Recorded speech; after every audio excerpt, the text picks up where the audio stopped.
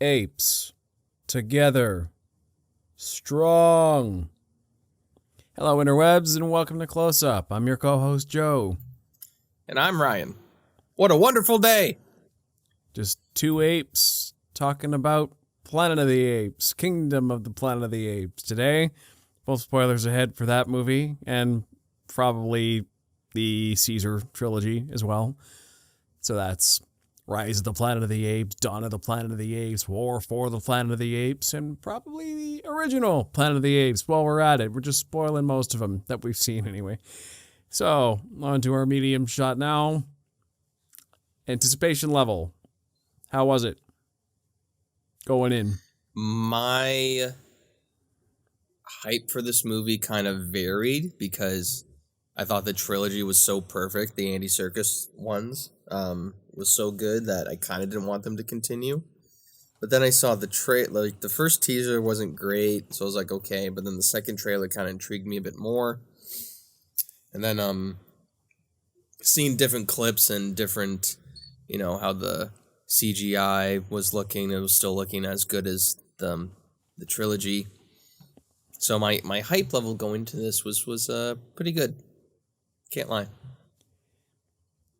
I also was hesitant because the Caesar trilogy wrapped up pretty perfectly. There was really no reason to do a fourth one, except the money, of course. That's the main reason to do a fourth one, if any, of anything, really. But I also had some hope because I didn't care anymore. And that's a powerful thing when you don't care anymore, because the Caesar trilogy ended on a high note. It was still good. And if they made a fourth one that was just as good, perfect. If the fourth one sucked, I don't care. I still got a great trilogy. So really, all this movie had to do was just be good, and I would be fine with it. And it was. And I look forward to more. Now just don't mess up the next ones. That's all I ask. Just keep this franchise consistent. It's one of the few. Yeah. I don't know why people don't talk about these Apes movies very often, because they are magnificent, really. They're technologically innovative, solid stories all around, well acted, good continuation of a legacy IP. They're just flying under the radar for some reason when they do so much right. And they're obviously making money, enough money that they keep making these things, but I never hear anyone talk about them. Just in my life, I rarely ever talk about Planet of the Apes with anybody. Yeah, it's weird. It's like one of those secret trilogies that people love to talk about secretly, but it's just kind of one of those. It's weird because it's a niche series of movies, but also not at the same time. I feel like everyone I know has seen them, but nobody talks about them. Yeah, it's like whenever each one comes out, it's just always phenomenal. So just everybody just agrees, like, yeah, they're phenomenal, and then just leave it at that. It's weird, though. Doesn't have the same cult-like following of a... If a Marvel movie is god-awful, we're still talking about it 3 years later. Planet of the Apes is awesome, and I never hear anything about it until a new movie's coming out. It's weird. Yeah, but, it's very strange. Well, here we are riding the miniature hype train while it lasts. By the time this episode's out, it'll probably be past the station, but whatever. We still want to share our thoughts because this is a good movie and deserves to be discussed. So discuss it we shall. I thought it had even for the potential doubters, it's hard not to get invested right from the opening scene of them lighting Caesar on a cremation pyre a la Qui-Gon Jinn, or they're just saying goodbye to him and all chanting his mantras, the apes together strong. And I did not expect to see any bit of Caesar. I thought they were just going to skip right forward into the new stuff. So to start with an epilogue door for the Planet of the Apes. That was a powerful choice and a good way to get me hooked in. And yeah, you feel anything from that too? Yeah, the right away, like my critique goggles were on, just going into this because I have such Impress me. love passion for the movie, for the trilogy. And then right away they show Caesar at the funeral pyre. I was like, immediately got me in the feels. Yeah. Just like kind of set the tone for the entire movie, and just it was a kind of a nice, also just like passing of the torch of just like, okay, you had your series of films, and now we're moving on and we're going to this new new era of the Planet of the Apes, which I thought was done quite respectfully and lovely. One of the most impressive aspects of Kingdom of the Planet of the Apes is that, far as I'm concerned, this could be somebody's first Planet of the Apes movie, and you won't be missing much. I think between the fact that they set it 200 years or something like that, a couple generations at least, after the last trilogy, it doesn't matter. You don't need to see the Caesar trilogy to understand this, because Noah is our audience stand-in. He's getting all the events of that past trilogy explained to him on his journey anyway. And the way this movie's set up, it's not set up as Planet of the Apes 4. It's set up as effectively a soft reboot with its own new status quo that's being shaken up. A new main character who's just starting his hero's journey. And all you really need to know is the setup. Apes rule the world. Humans are dumb.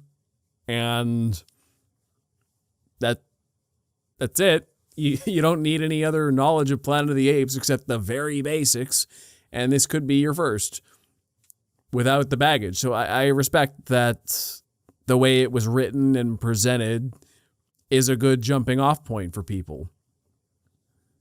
Yeah, it's a great start to not only just a new trilogy, but just also it paying respect like to, I keep saying original trilogy, but it's not even the original. It's it's like a franchise that started in the 60s, but like the circus trilogy, but then it's like it doesn't hold the audience accountable for having to watch those first three movies. This very much is like a standalone film, and there's like little hints of the original trilogy, of the circus trilogy in there, but it's not dependent on it. It just kind of tells you the mythos of Caesar and his belief system, and it's really just the basics of it, and just kind of adds to the legacy of Caesar as well. And if anything, for people who haven't seen the original trilogy, I would believe would make them want to go back and watch the original trilogy. Because everything that happens in this movie is hearsay. Caesar said this, probably. Did this, probably. And we're all going to take that for what we will. Some of us, well, really that's what this whole movie is about, is Caesar's legacy and how he's seen as this religious messiah figure in the future. And it's about what people do with that. He is the guy who set up ape society as it is. And now the apes are kind of fractured in the tribes. You have the people like Noah's tribe, whose elders intentionally tried to forget their past. He's never heard of Caesar at all. These apes don't know their history. And you know what they say, those who don't know their history are doomed to repeat it. That's why when they get captured by Proximus, they're kind of like, okay, fine, I guess we can join your empire, because we have no sense of history of our own. Like, we have our ways, but Eagle Tribe is done. We can be approximated into your tribe now. So that's Eagle Tribe. And then you have Proximus's tribe, who follows the ways of Caesar, partially. I remember it being pretty striking, that one scene when he came up with Apes Together Strong, He remembered that, but he conveniently forgot the part about apes shouldn't harm other apes. So this is a commentary on these messiah figures who did good things that objectively benefited all their kind. And then way further down the line, people are like, we're going to cherry pick what we liked about this and use the rest to benefit our current agenda for today. So it's really not about what Caesar said. It's about what they can use to cherry pick it. And then you have guys like Rocca who remember more the full picture, but the full picture isn't really shown to matter because people like Eagle Tribe, they don't know Caesar existed. People like Proximus, they're just manipulating. And the one guy who knows what Caesar actually did, well, his tribe's all dead. He's the last one left. So who cares? What Caesar actually did can be forgotten for all the world cares. They all benefit from his actions, but like it's one of those, it's propaganda. The reality doesn't matter. It's all about the optics. If this guy says Caesar did it, then that's good enough for the people who still kind of care. Yeah, I really enjoyed the commentary and the sort of the message about how like the message about the message and how it kind of gets lost in translation throughout generations. It's broken and how telephone. it just felt natural, and how, you know, the main message is there, like apes together strong. But yeah, it's the ape will not kill ape is the next big one. And Conveniently it just goes to show how it's kind of, it's not kind of, it is, it's just kind of a, it's like a whole allegory of even just like in real life, even like the church of like, you know, just how a lot of people choose to follow one set of rules instead of the whole thing. And how, especially with Proximus, how he chooses to have his followers believe in the apes together strong, but not the rest of it. And he's even goes as so forth as to enslave his own kind, kill his own kind to do so, just in order to get an upper hand on everybody else.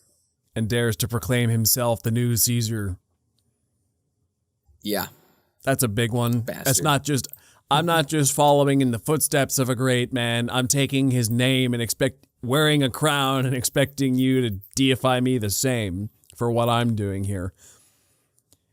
So it's not just, he's trying to create a myth for himself standing on the shoulders of giants. And like the religious is more on the surface, but I think it also cuts down to, okay, maybe in our society, we're not as religious as we used to be. So what can we take away from this that's less religious based? Well, I think it's more a matter of just plain leadership. And do we believe blindly what our leaders tell us? Do they actually, like, they're pretending they're leading us on certain bases of facts, whether it's religious facts or just like we're trusting in their word for some reason. But like in Proximus' society, nobody really questions why he does what he does. They don't question, are these Caesar's exact teachings, or is there actually anything in that vault? He's just a powerful guy and we follow him kind of blindly. And then you look at Eagle Tribe and Noah's like, okay, well, we're not really living up to our full potential here because the village elders forgot all our history. So like I was never taught to ask questions about where we come from, or even that there are other ape tribes. We've been so isolated and like nobody's asking any critical thinking questions. They're all just blindly following their leaders and their traditions. And this is Noah stepping out of his comfort zone and being like, okay, maybe what I was taught was partially right, but there's a bigger world out there that I never was taught to consider. And I'm looking at this other tribe that's very brainwashed and set in their ways, and they're not critically thinking either. Like, why can't we just question our leaders, maybe? Is the main idea I take from this, whether it's based on religious ideology or just secular politics. It's just can we question our leaders? Don't follow anything blindly, maybe? Mm-hmm. Yeah. It's great. It's just a phenomenal kind of real look into our reality as well, of just like questioning beliefs and trying to peel back the curtain a little bit and trying to get out of like this safe bubble that people are in sometimes. And it just goes to show that like it's not even human nature, it's just nature in general. Mm-hmm. And I think they did it phenomenally in this movie. I really liked this movie. I don't know. I don't know what else to say. Yeah, I did have a point about something else, and now it's slipping my mind. So I'll move on to the next bit. I was thinking another big element in this movie is the... Oh, now I remember. I was going to say, I think one of my favorite joke in the movie was probably Rocca, the biggest devotee of Caesar, when he's trying to save May from Proximus's soldiers, and then he takes a club and whacks one of the apes off the horses, and Noah looks at him in horror, and he's just like, Caesar will forgive. And they ride off. That's a good joke, yeah. Yeah. Just this guy who's super into his religion. Apes should not harm other apes. He's very adamant about that. And then he's like, okay, but I can do it this one time. There are exceptions. That was very much so. So another big thing about this movie is the moral debate about how human survivors should be treated. Some of the apes see them as no better than animals, while some treat the humans like pets, basically. And others, like Rocca, see them as valued life forms that they can empathize with. And it's like, well, you're just a living being like the rest of us. And so it's nearly an animal rights story in a way. Like, how are we like treating... a reverse animal rights thing. It's an interesting parallel to Rise of the Planet of the Apes, where it was effectively the same thing. They tested on Caesar's mother and had her, and she died in captivity, and they tried to put Caesar in captivity and mistreat the animals, put them in a zoo, lab tests, and just general, we're better than you, even when you can talk. And even throughout the others, like the humans keep fighting the apes, and now the apes are fully in charge, and and a few generations removed, they're kind of seeing humans the same way. Like, okay, they're just like curiosities probably for a zoo, or, maybe they're actually living beings who should have some rights in this society. And then you get ones like May who are immune from the plague, I guess. They don't even know smart ones still exist. Yeah. Yeah, when she talks, they're just absolutely flabbergasted. Yeah. Which was a good reversal of... It's a good parallel, once again, to Rise of the Planet of the Apes. Like, the first time Caesar's like, no! That's a shocking scene. Which, for some reason, it didn't register for me the same way when May spoke for the first time. It wasn't until, like, a few sentences in, I'm like, oh, crap, she's talking. This is like a thing now. Okay. It was funny that May's, when she screams Noah for the first time to, like, save her, I kind of got the same feeling that I did from Rise, even though Rise is, I think, like, peak cinema, his first word being no. It's just because he's been... Yeah. I could do a whole video essay on Rise. But it just reminded me of that, so that kind of impacted the scene too as well. It just goes to show her level of intelligence. I mean, she's screaming in a field full of apes, so maybe that's not the best form of intelligence, but it was her one, trick play to get out of there. Yeah. But it just goes to show how much love this film has for the Circus trilogy. And how much it kind of tailor backs to that trilogy as well, but also having its own identity as well. Yes. In terms of the characters and still showing respect to that trilogy, but still moving forward with the whole story of where the world is at now. And I really appreciate that, especially with the characterization of May, because I thought she was going to be annoying. I just really thought, I don't know why, I thought they just casted Frey Allen just to be a second, like just for her to play Siri again, but it was completely defied my expectations how her whole character arc through this show changed and how she sort of became an antagonist at the end. It's a very morally gray situation because you can understand where she's coming from and that, okay, my species is second rate on this planet now, but it was all ours. All the places you're living in are the ruins of our society. You're trying to steal our weapons and our history, and I don't want to collaborate with you on that. I'm not helping that. Just because the humans have lost doesn't mean I have to help you. She wants to do right by her kind. Where I start losing sympathy for her is when she strangles the old man, which was a great scene there, especially how long they held on that. That was pretty shocking. Yeah, it was a pretty dark scene. Yeah, but that's what kind of makes her an antagonist. Or at the end when she's going to negotiate with Noah and she has the gun hidden in her back pocket. She's ready to assassinate him.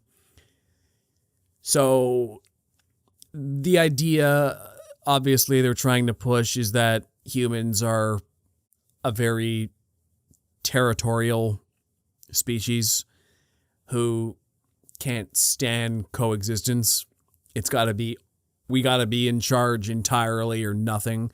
And that's kind of a common theme for all the Planet of the Apes movies. Even when things are grim, they're still trying to fight for dominance. And the apes are like, okay, but we can coexist. Some of them are like, okay, crush the humans, whatever. But a lot of them are like, we can coexist, you know. And that's not really an argument we see much in the humans since James Franco in the first one. Right. They're just, we got to take over everything, which I don't know. It's not the most nuanced picture of human nature, but I think we are a very territorial species like that. I mean, we did used to share the earth with Neanderthals and whatnot. We weren't the only species on this planet at one time, and we did outlive them. Right. I mean, I think it's believable too, because I think on some it's like man versus man or man versus nature, where it's like the whole point of our existence, you could going down to brass tacks, is just to survive. It's just to be born, repopulate, and then die. That's basically what it is.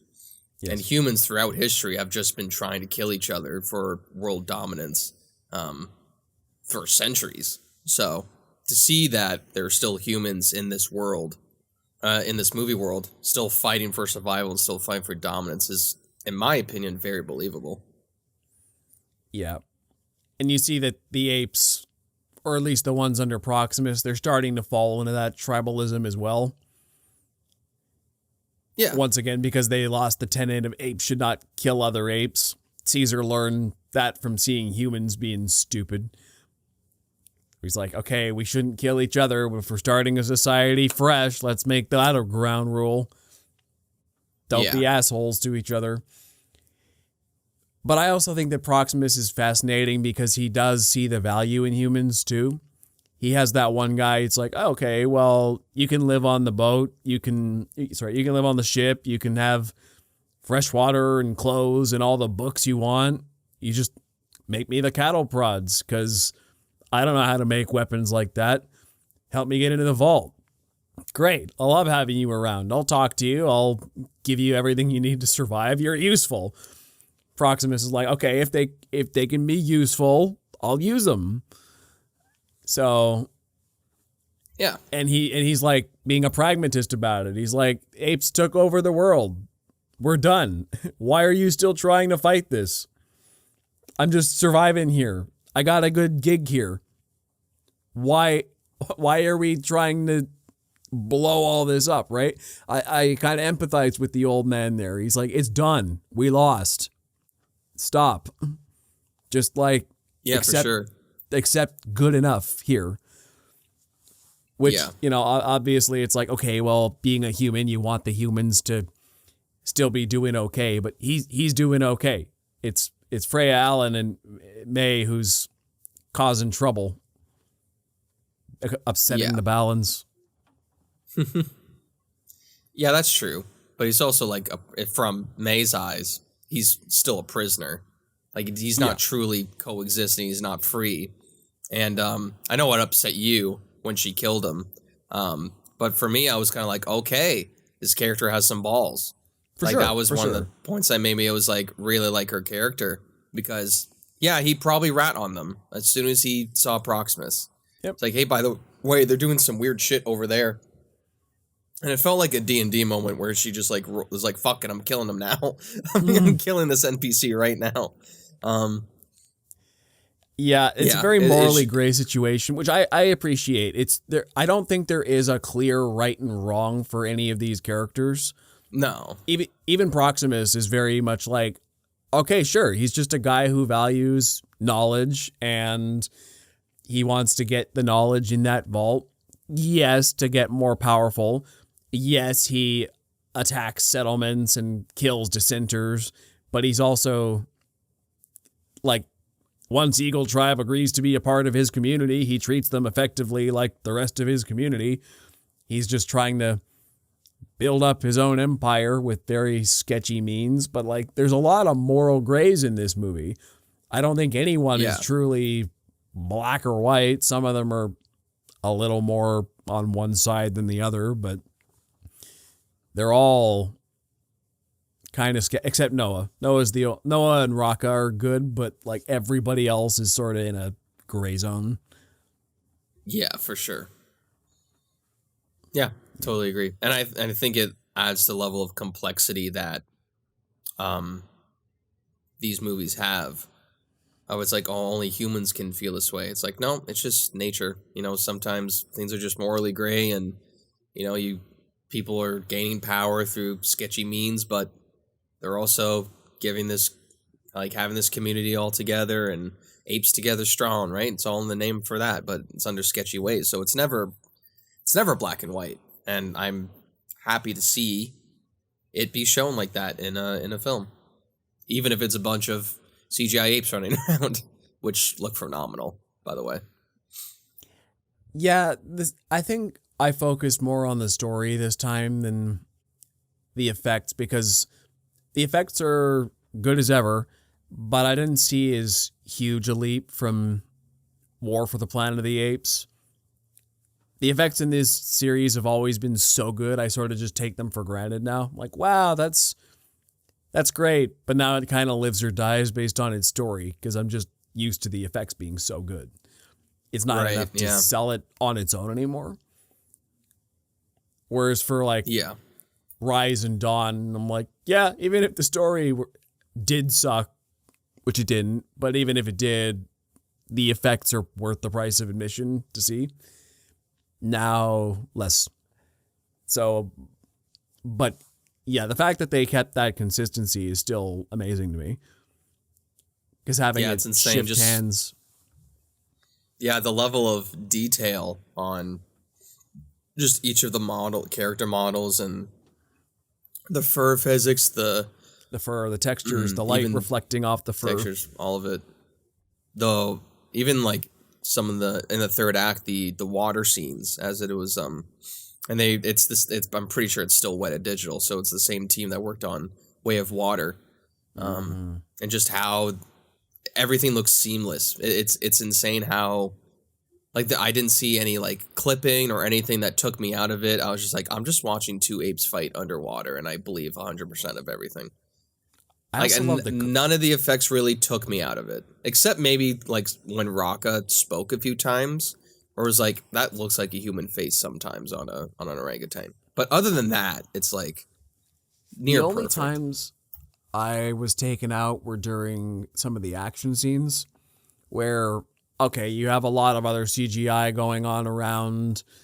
So there was times in those situations specifically where I'm like, I don't think this is motion capture anymore. It's just pure CGI, and it's a little more obvious based on the movements, based on everything that's going around here. This is just a completely computer generated scene. Mind you, still looks really good. But when the rest of the movie looks so phenomenal, the downgrade was noticeable enough to me in those moments. And I also think that's because I didn't love the action in this movie, so I was getting a bit distracted looking for technical things. But I think the field scene was the best balance of tension and choreography and editing and all the things that make action good. The rest was just, okay, cool stuff happening, but I'm not super invested in it. Not bad by any means, but it's just didn't do a lot for me personally. I mean, I'll take any action scene out of this movie than any other live action movie that just adds shaky cam to each fight. Yep, definitely. So, Camera movements. The field scene was great. And I think I particularly like the end of the first act when the Eagle Village was burning. I think that fight in the tower was pretty good. How the gorilla was just beating the shit out of his dad. It was insanely violent, but yeah. I agree though. Like the end climax fight between Proximus and Noah was a little bit of kind of underwhelming at the same time, but it was nice seeing all of them kind of come together. The very end was cool though when he calls the Eagles down to kill Proximus. Yeah, it's like one of those things like what we were talking about, the Challengers movie when he raises the racket. It's like, well, he talked about the Eagles song early in the movie. Are they not going to do it? And then he does it. They better do it. It's like, yeah. That one I also think was following Caesar's tenets in a kind of bullshit way. Ape shouldn't harm other ape. I didn't touch him. It was the Eagles. Eagles killed him, not me. Well, it kind of goes back to that Dawn thing, or Dawn of the Planet of the Apes, where, spoilers for the trilogy, when it's the Koba versus Caesar fight, and Koba's hanging on the ledge, and Caesar's about to pull him up, and Koba says, "Ape, not kill ape." He's using his own words against him, and Caesar saying, "You're not ape. You are not ape." So in his eyes, he's not following the rule. Koba's not following the rules of the ape society at all. So why should he consider him to be, good enough to be a part of the society, or you could just simply say, well, he's evil, so we kind of give him a pass, which, I kind of get. Yeah. And it's kind of the same thing here with Proximus, where he's using the words of Caesar for his own gain, for his own personal gain and for power, but he's not using it to actually bring a community together. He's just using it for selfish reasons. So when Noah actually uses apes together strong, without even saying it, but actually using the community to get all the eagles to kill Proximus, that's what the true message is about. That's when apes are truly strong together, when they're trying to defeat a foe. So I gave it a pass. Like the Koba thing. Yeah, that's a good parallel, for sure. Well, what else have I got here? Another thing I didn't love in this movie was the pacing. I thought the first act in particular. Yeah, the third act was slow. I thought the third act was fine, personally. I had trouble with the first act, mostly. All that bit of them just gathering the eggs up and trying to find their eagles. Like, that was the first 5 minutes. I know, and then they got back to their nothing really happened until they met May and the village burned down. Once Act 2 started, I was fine. But Act 1 was just... I think it was partially me going into it, thinking of it as number 4 instead of a soft reboot, number 1. I was hoping we'd hit the ground running, but I had to readjust my expectations because the first act is as slow as a first act of a number 1 movie. It's not the first act of a number 4 movie, And that was my problem with it. It's just so comparatively slow for a number 4. I I just couldn't get into it as much until the second act. I'm like, okay, village is burned. Now he's on his hero's journey. And then it just got better from there. And yeah, maybe the third act was a little long too, but I was more bothered at the beginning than the end. And the whole movie is not a breakneck pace by any means anyway. It's kind of, I call it deliberately paced. It's more, it's moving along the entire time. It's taking its time. It's more about the conversations and the philosophies than the action, which is perfectly acceptable. That's good stuff. I was just more bored than I wanted to be in the first act. That's fair, I guess. I kind of gave the first act a pass because I knew this was like generations later. I mean, they said it. Yep. So, but so I was like, okay, we're gonna do some world building here, and we're just gonna have to accept it. And I found that to be paced out pretty well. The second act started to drag like the tiniest bit when it was a lot of Noah and Raka scenes, but by the third act, when they were exploring the vault, I was like, holy fuck, man. Like, let's get to the I was like, let's get to the climax, because I can tell we're in the climax, but that's when I felt like they didn't just take their time for the first and second act, they took their time with the entire length of the movie. And it felt like some scenes could have been cut down, especially near the end, but yeah. The world building in the first act was slow as I was watching it, but it all paid off in the end. I wouldn't have been as emotionally invested by the end if it wasn't for establishing what Eagle Tribe is and what everything means to him, why the eggs are important, why the eagles are important, a bit of stuff with his family and his friends. It's all important to care about the end, but it was a little hard because I was being impatient. Let's see.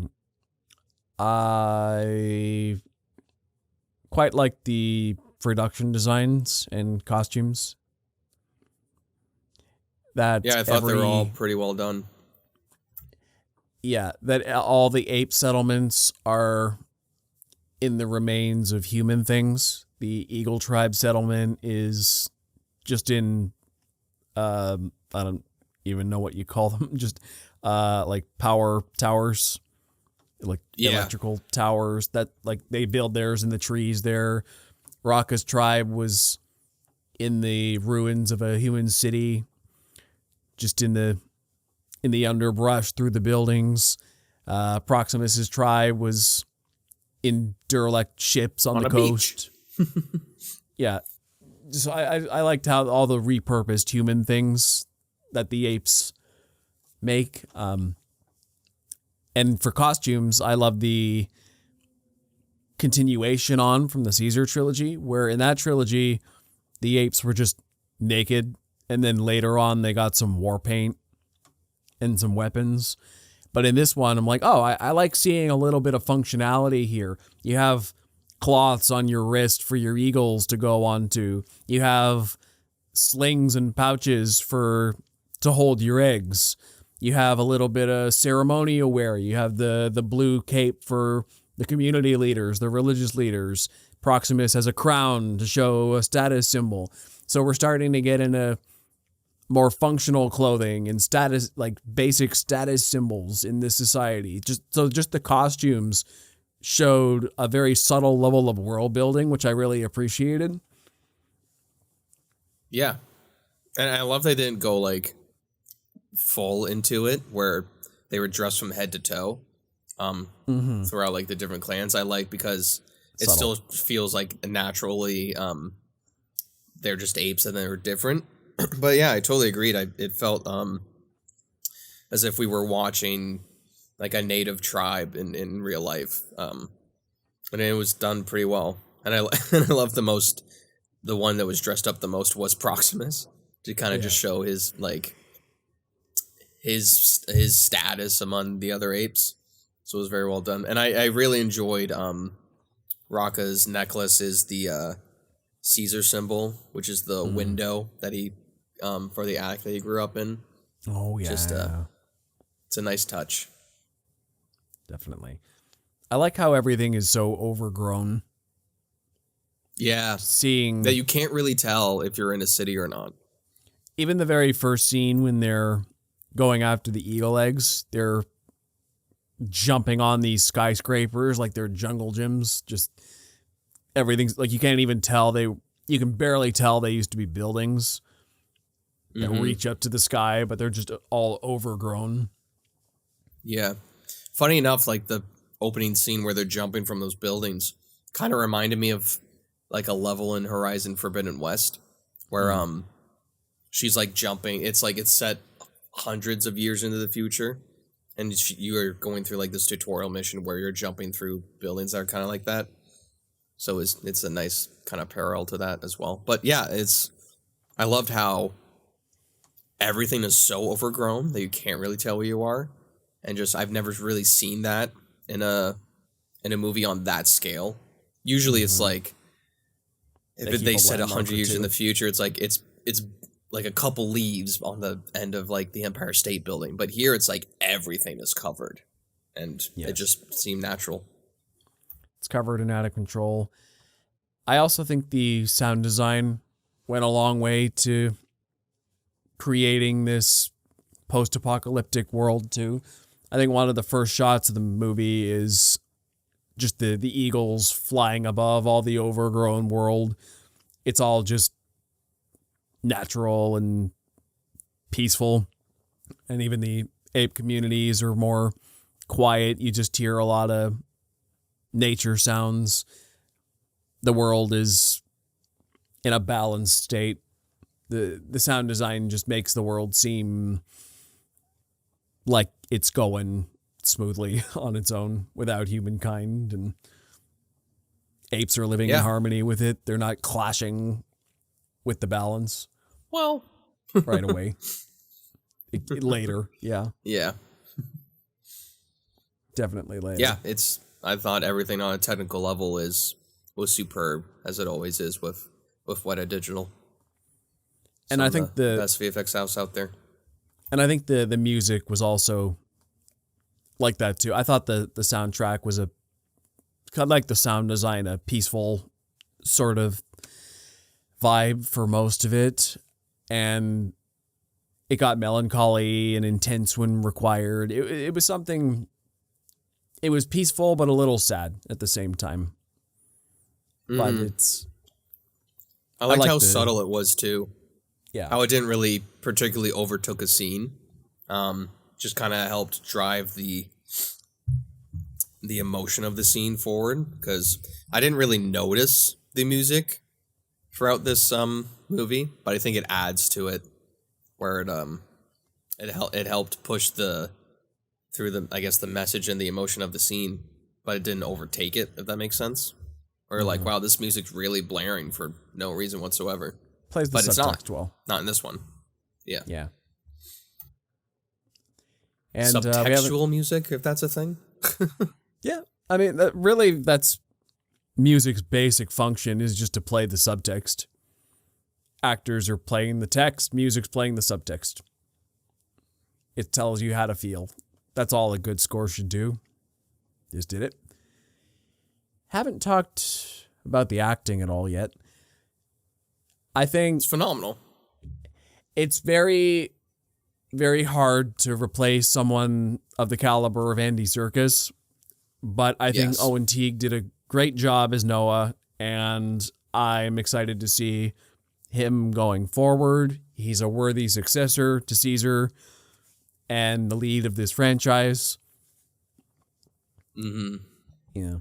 He did a great job, and I loved him as a protagonist. I have a theory that Noah is a descendant of Caesar, just because they kind of look so similar, and he's got like a bit of a birthmark like Caesar did. But it's hundreds of years later, so I don't even know how they would be able to reveal that in canon. It's like, for sure, we humans did a DNA test, and you're a descendant of Caesar. It's like that'd be just too far gone. But yeah, Owen Teague did phenomenal. I liked how his like hero's journey and his reluctance to sort of kind of go out into the world and kind of accept the new things. But as soon as he sees the other ape communities, like Proximus's community, and how, he's all about the law, right? He's all about the law of the elders. We just should believe everything they say. And then as soon as he sees that is completely wrong, he doesn't like completely go against it, but he's like, things need to change. And I think Owen Teague did a phenomenal job with showing that transformation through the character, especially even in the end scene with May, and how they're negotiating, and how he says, "Can we truly coexist together?" I can fully see that he's a different person than he was from the beginning of the movie. It's just a great performance. What I think he did very well was his body language, specifically. Yeah. I mean, his dialogue delivery was all good, but the impressive thing here is his body language. Like, even just early on in the movie when he's talking to his father for the first time, and I don't even remember what the conversation was about, but I can tell just by the way you're looking at him and the way you're slouching and kind of uncomfortable, you really respect this guy, but you also kind of fear him at the same time. And I could tell the entire relationship with his father just based on the way he was standing and looking at him while the father was talking at him. It was so good. Just things like that. I don't usually see body language that thorough in a performance, enough that I notice it anyway, but very well done there. But as for all the actors across the board, I love the way they make their apes move, because they don't feel human, they feel like apes. But although I do think I think these ones feel a little bit more human in their movements than the Caesar trilogy. Am I wrong in that? A little bit, but I sort of accepted it because it's just evolution, the generations. Well, that's not me. No, that's not me criticizing it, because in the original Planet of the apes are like, they're in full clothes. They walk basically like humans. Like, I know that's where it's going. So what I'm trying to say there is, I haven't seen the old trilogy in a while, but if I'm right in thinking they're a little more human-like in this one, a few generations later, the way they move, then that's a good development. Just like their costuming is getting more functional too. So just in the body language, in the costuming, in the way they're constructing their societies, we're moving closer to that original Planet of the Apes. Subtly, which is very well done. Yeah, that's another theory, is that this trilogy is going to tie into the first movie somehow. Because there is something very subtly, there was like on screen in the Rise of the Planet of the Apes of astronauts going up into space. I don't think this trilogy, I feel like if they do that complete circle, I think that's a little too far. Like, just stay on your own story. I'm fine with that, personally. I don't think everything needs to be connected. I'd actually like to see that, but not in this trilogy. I think, as I said, that original Planet of the apes were a lot further along here, and I don't think we're going to get to that point in Noah's lifetime. No, because they were like in full clothes. Like, talking like humans fully. Walking like humans. Yeah. I do think if this if this Apes franchise can keep the level of quality going, I would like to see them get to the point of the original movie. They don't need to remake the movie or anything. You can go just right up to the doorstep of, and the apes find out Charlton Heston's ship crashed. Or you can just remake the whole movie in this timeline. I don't care. You can do that at this point if the quality remains. Because by this point, I think you could theoretically do a good remake now. Because the first time, like, what is the point of a remake if not to show us something different? And all these movies have put us on the side of the apes now. The original movie was entirely from Charlton Heston's point of view. It's this, apes are weird. I'm a human and now I'm on a planet of apes. This is freaky. But if you remake the movie, Charlton Heston can be the odd man out. And that would make it interesting again. So it could be done. And I'd actually like to see that happen if it keeps going this way. But for now, we got Noah, and his tribe, and I have no idea what they're going to do next. Clearly, they're setting up No. the human resistance as some kind of antagonistic force. I straight up thought, because I didn't think it was satellite links, I thought she was grabbing launch codes. Like that's what I thought she was grabbing. I don't know why. Maybe because like the vaults, Fallout came out recently too, so my brain's like nukes. Yeah, true. So I kind of had a chuckle about that. But yeah, Kevin Durant as Proximus, so fun. So good. He's a great villain in this movie, because he's not like, again, I won't even say he's fully evil. I think he's just using apes as a means to get what he wants, but he also wants them to be together. He's very sketchy, but I can see where he's coming from, which is the mark of a good villain. He's very charismatic too.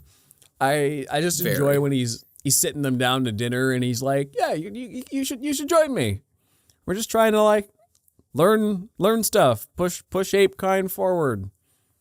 Mm-hmm. It's all good. Even when the vault opens, he's not like pissed at Noah for doing it secretly. He's like, "Look what you did." He's like super happy about it. This is amazing.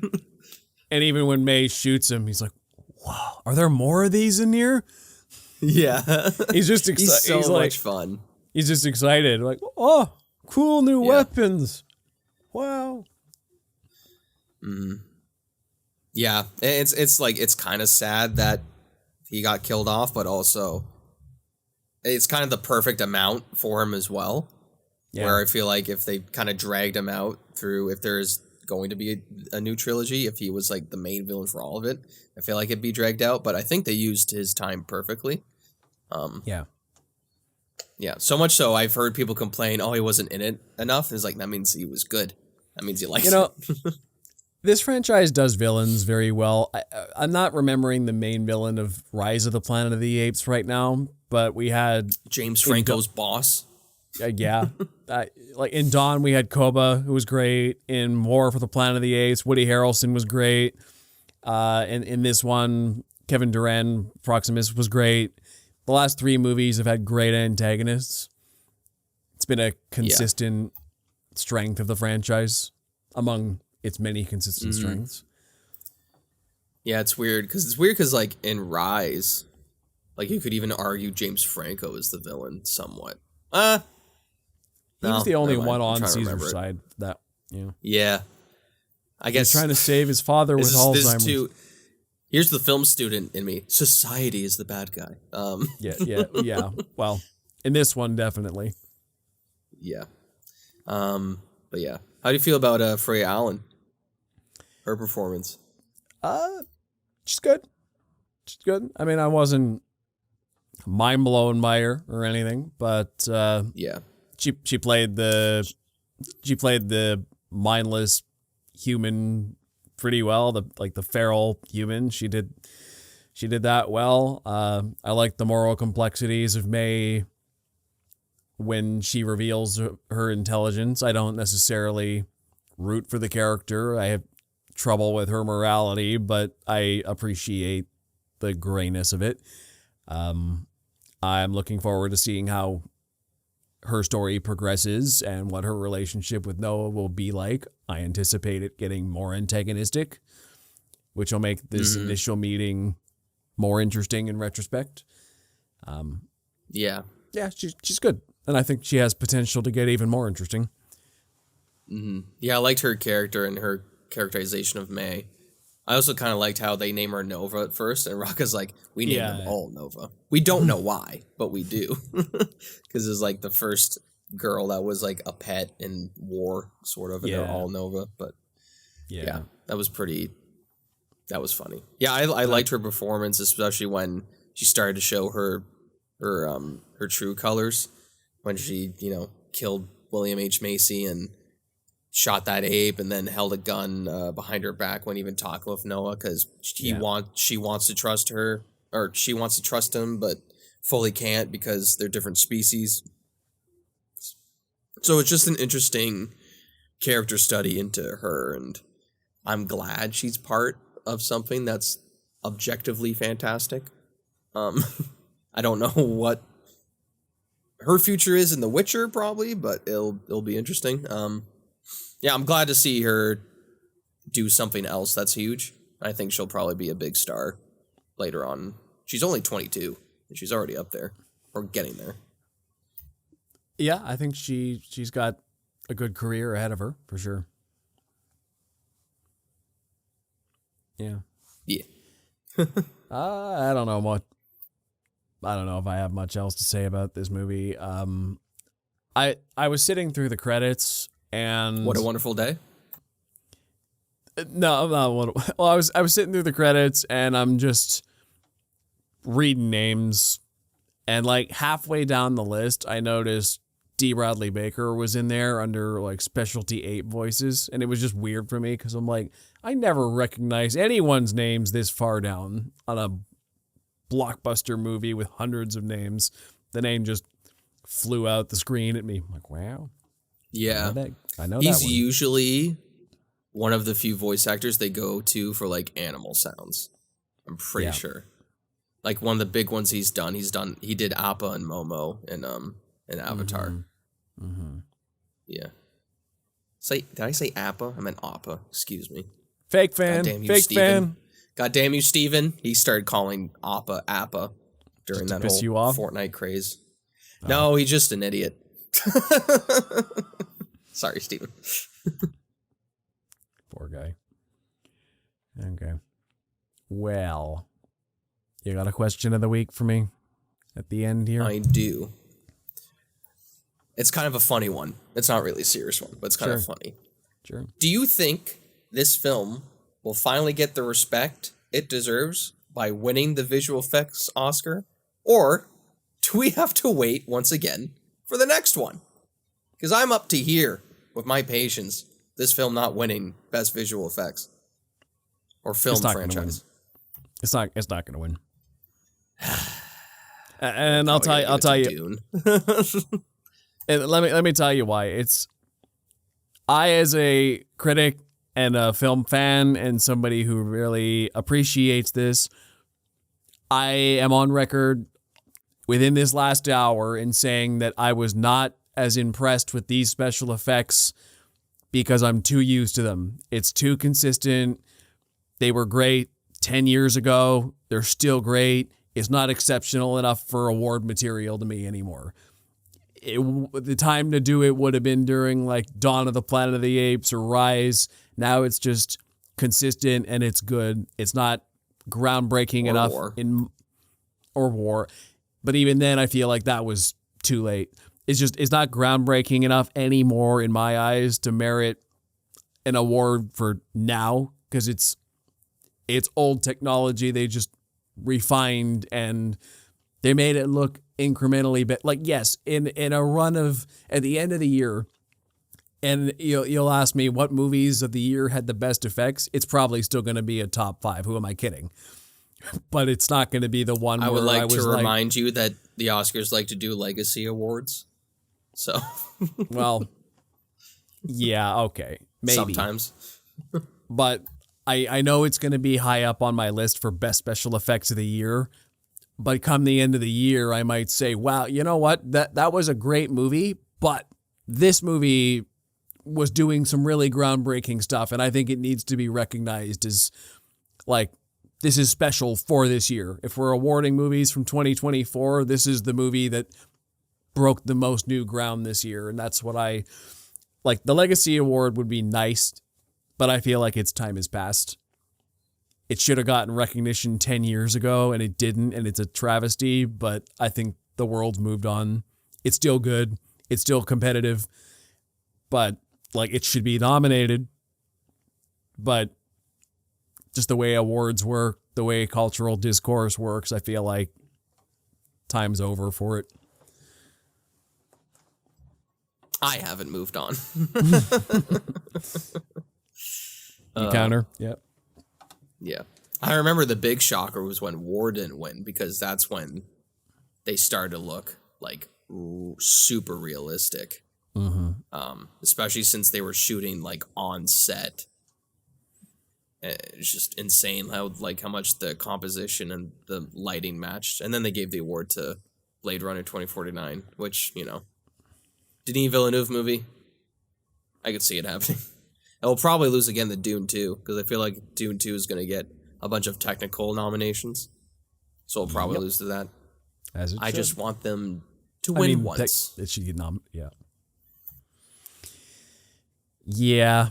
See, Dune is an example, right? Because I was like super wowed by Dune this year. I watched Dune 2 and I'm like, this is crazy. How are they doing this stuff? Like when I'm thinking of what should win a Best Visual Effects Award, that one in my gut's more like, wow, this is spectacular. Apes, yeah, I've seen that before. It's been good.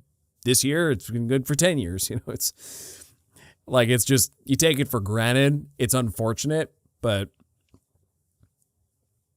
it didn't stand out, is my point. It didn't do anything to make me be like, this one deserves it more than something else, right? It's just yeah. Whatever. Hater. That's my take on it.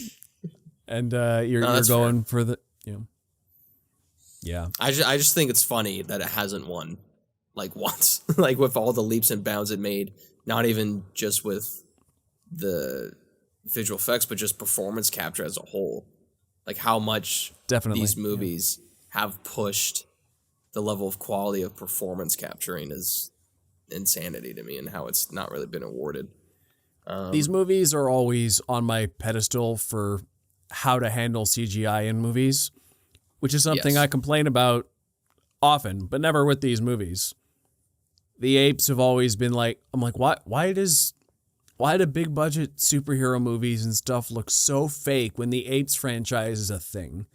Why do movies still look bad when these movies are a thing? And that's what made me realize that Hollywood's just lazy and doesn't give their artists enough time to do good work. And I'm like, yes, this is the movie that should convince CGI haters that CGI is good in the right hands. Yeah. It's not just blanket bad. It's bad when it's unfinished. I also think Andy Serkis probably should have been nominated for Caesar at least once. Well, that's too. Once again, it goes back to what we said at the He'll definitely get a. He'll get like a. What do they call it? Honorary. It's not a legacy award. Yeah, honorary Oscar. Like Jackie Chan got one a couple years ago, and I think Samuel Jackson got one recently. It's like like a celebration of their entire filmography and their time dedicated to Hollywood. So he'll probably get that one, because I haven't really. There's no real bad news about Andy Serkis that I can recall, so he'll probably get one. It goes back to what we were saying at the very top of this episode. The Apes franchise is weird because it should have been lauded so many times over in the mainstream for what it's done, but it's always just flown under the radar. Everyone who sees it knows it's great, but it's never rewarded for being. Yeah. Yeah. Do you remember when I know we got to end it soon, but when we went to Comic-Con just to see Andy Serkis, and during his panel, he said Apes Together Strong, and how many people freaked out? That was a good panel. I remember we were on the wrong side of the entrance, and we saw him walking in with those. Walked right by us. Were those cosplayers dressed up as Snoke's guards, or was that? I don't know. Whatever was going on there was funny. They walked him in dressed as Snoke's guards. I think it's really funny. It's funnier in my mind if they just saw those two cosplayers and they were like, hey, can you walk in with Andy Serkis? I think that's funnier, but it probably was like a pre-planned thing. Yeah. Just in my head canon, I think it's funny, just two random guys walking around as Imperial guards. And it's like, oh, Andy Serkis is here. But they were specifically Snoke's guards. It wasn't just like Palpatine's guards. Like, it was a different, like, they came here, they knew what they were doing. Mm-hmm. Nice man. We took a picture of him. There's is that video still on your YouTube channel? Where you? It's still up there. Yeah. Yeah. Watch that. Ryan Walker YouTube channel. Find the Comic-Con vlog. It's the one of 4 videos that I have. Yeah. I've posted on there. Anyway. Yeah. Well, It was supposed to be John Wick. He was Joel with a Grogu in his backpack. It was a great crossover cosplay. Grogu was my Ellie. Yeah. Because, like, the Last of Us show had just come out around, or was it just come out around then. It was around that. And, yeah. And we only ran into one other, like, Joel and Ellie cosplayers, which I found shocking. And you got a picture with them. I did. Yeah. Andy Serkis complimented my Grogu. He was like, that's funny. It's like, yes, I made a fucking A-lister laugh. Yeah. Oh, yeah. Meeting him was fun. Even though it was for like 5 seconds. That's what's great about like Comic-Con and Fan Expo, when you get to meet these people that you've grown up with, even if it's for a short amount of time. You're just like, holy fuck, like, that was Anakin Skywalker that I just, shook hands with. Like, that's fucking crazy. And, I know. Even though we waited 2 hours to see him, Fan Expo. I blame Fan Expo, not Hayden Christensen, because he's a popular guy. Yeah. We also went on a Saturday. I know. We're going on a Sunday this year. We're being smarter. Yeah. The only reason we went Saturday was floor. I said, catch us around the floor if you can see us. Sunday, Toronto Fan Expo. Close-up's not going there officially, but we'll be there. No, we don't have a panel. It'd be really funny if we did. You'll see us as yet. The goal is we're going as 3 clone troopers. If you see Commander Rex, that'll probably be Ryan. Captain. And if you see a Captain, he doesn't like being a commander. If you see the Captain, then that's Ryan. I'm hopefully gonna go as Hunter from the Bad Batch. If you look at a Hunter and a Rex, and then Justin will probably be Crosshair. That's our goal. I said it online now, so it should happen. Or else we're... Yeah, we said online, so now we have to do it. We have to fully commit. All right. Well, you can find me at Ryan Walker Official on YouTube, TikTok, and on Instagram. And you can find me on Instagram, TikTok, and Facebook at ThoughtPlay Media. Also, check out the Close Up with Ryan and Joe Facebook page for latest updates on the show. If you listen to us in audio, check out our YouTube channel. And if you're on YouTube, find us anywhere you get your favorite podcasts. We hope to see you on the next Close Up with Ryan and Joe. Till next time.